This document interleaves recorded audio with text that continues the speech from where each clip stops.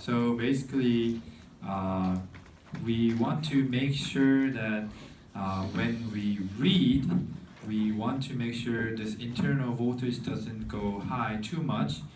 And for that, we want to make sure this transistor is stronger than this transistor, right? And then when we want to write, we want to make sure that this NMOS can overpower this PMOS. So that means it should be like this. So in summary,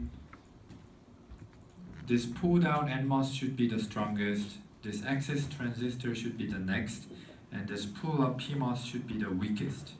So you have to make sure there's enough strength variation between these transistors. And this is actually the reason why they prefer to have this PMOS as a weak transistor and access one of the reasons why they put access transistor as NMOS transistor, because if you have minimum size in PMOS and minimum size NMOS, usually PMOS is weaker, right?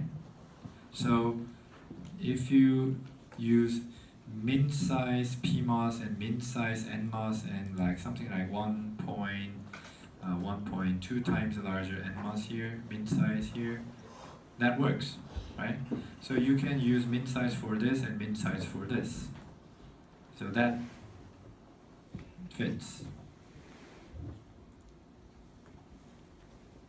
If you use PMOS for access transistor, now this is too strong. You actually want to make sure this access transistor can beat this NMOS.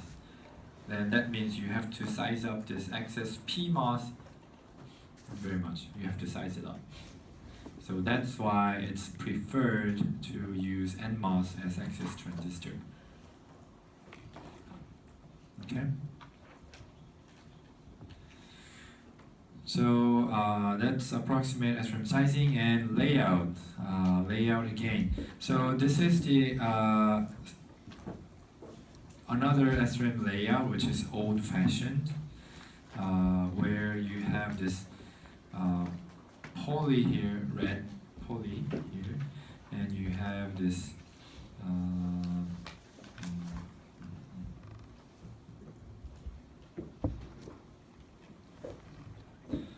you have, wait, this is PMOS. Okay, this is really not clear. Okay, I think this is PMOS and MOS. This is gate.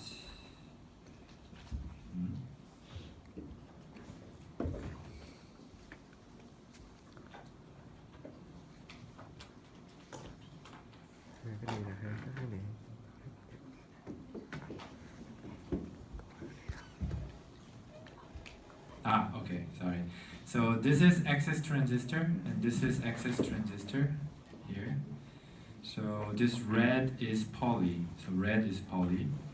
And this is PMOS and MOS, PMOS and MOS. So this part is back-to-back inverter, and then you have another access transistor here. Okay, so you actually have this poly routed like this, and then connected to the output of the other inverter here, and here connected to output of other inverter. So you can recognize this. And here what you can see is you have cell boundary here, so you are sharing this output point with adjacent cell. So this is the bit line and bit line bar, and then you have another word line here, and then that connects to the other cell, adjacent cell. So this works. Yeah, if you think about how this stick diagram is drawn, this works. This represents an SRAM, but this is actually not the very good layout, especially for the advanced technology where you can only have polys in one direction. Here you have poly in vertical direction and horizontal direction. This is allowed in old process, but in advanced process, like below 45-ish, they only allow you to have polys in one direction because they want extreme regularity for stable fabrication process. So people came up with this new cell design called thin cell. I think this is started from something like 45 nanometer technology. Basically here you have a little bit different structure. You can see this is poly and this is poly, and this is PMOS and this is PMOS, and this is NMOS, this is NMOS. So this is inverter, this is inverter, and then another NMOS transistor here. This is access transistor, and this is access transistor. And this is actually contact.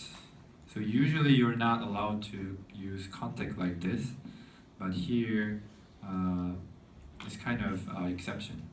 So you are connecting this poly with this node here, and you have connection here. So this actually works as SRAM cell, and this works for the advanced technology because your polys here, here, here, here, they are all aligned in one direction. Perfect. Yeah. So this is actually widely used layout.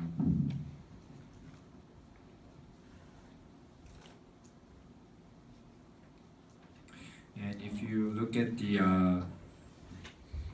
image of SRAM cells, you can see that in old technology, this is the cell layout you have seen in earlier slide. And also from 65 nanometer, you can see this new layout. It looks very regular, right?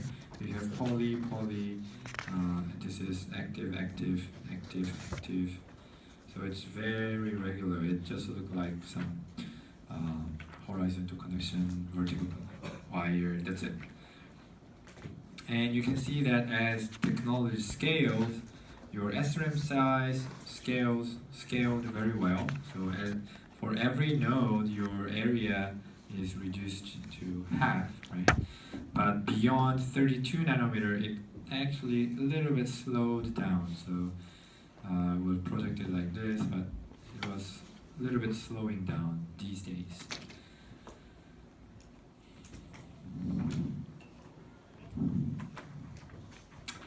All right, so let's take a break for 2 minutes.